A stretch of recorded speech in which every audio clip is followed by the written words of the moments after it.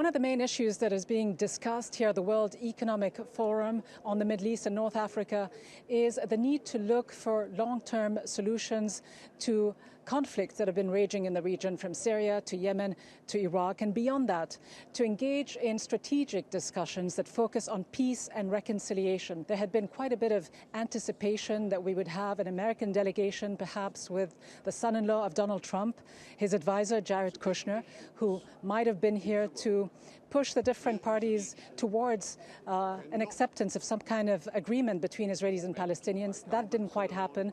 But nonetheless, the discussion has been on the table. There have been a panel session that was attended by the foreign ministers of Jordan, Oman, the Netherlands, as well as the defense minister of Lebanon, Elias Bou Saab, who is joining me now to discuss this. Give us a sense, if you would, Mr. Minister, about the kind of dynamics, the competing dynamics that exist when it comes to how to deal with Israel and Palestine today.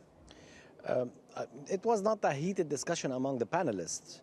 It was the moderator who was probably pushing in some questions that takes the problem somewhere else.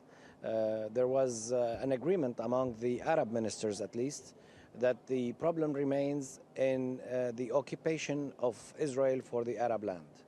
And recently, the announcement that President Trump has made, recognizing that the Golan Heights are Israeli territory.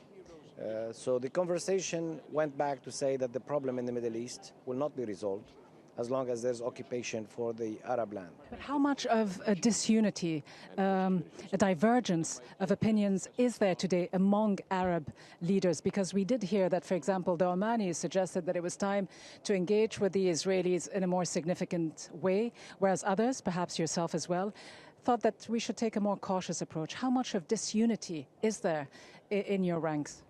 Well, I don't know about how much this is deep disagreement between all Arab states. The Omani foreign minister spoke about the history. He mentioned that the problem with Israel is the support that it received from the international community. It was the international community who helped Israel become what it is today. When I spoke, I mentioned, because I was asked if we are willing to start engaging with Israel, if we are willing to talk to Israel about such solution, two-state solution. I said maybe I feel it's good to talk to the international community, not to Israel. The international community has the obligation to force Israel in giving up the land that they occupy. And I also said, and I repeat what the president of Lebanon mentioned before, no one can grant anything that is not his.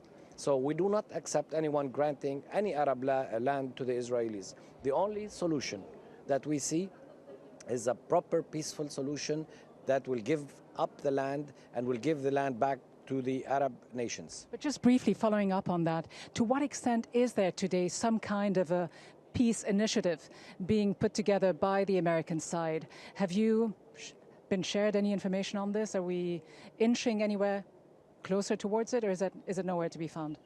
We are in dialogue with the American side. I don't think there is a serious peace initiative that is kicking right now. This is the problem. We understand when the Americans talk about their concerns. And I said, we understand your concerns, but what are the solutions? The problem is there are no solutions so far. And unless we start talking about solutions, unless we talk about finding someone that's willing to put the pressure on Israel to give back the land, to give back the Palestinian land, to give up the Golan Heights, and then this will be the beginning of the tunnel, and it will take us to more peace and stability in the region, because the peace and stability in the region is peace and stability for the entire world. The world is changing. The war is changing. It will not be the same as before. So any instability here may reach Europe and the United States and elsewhere.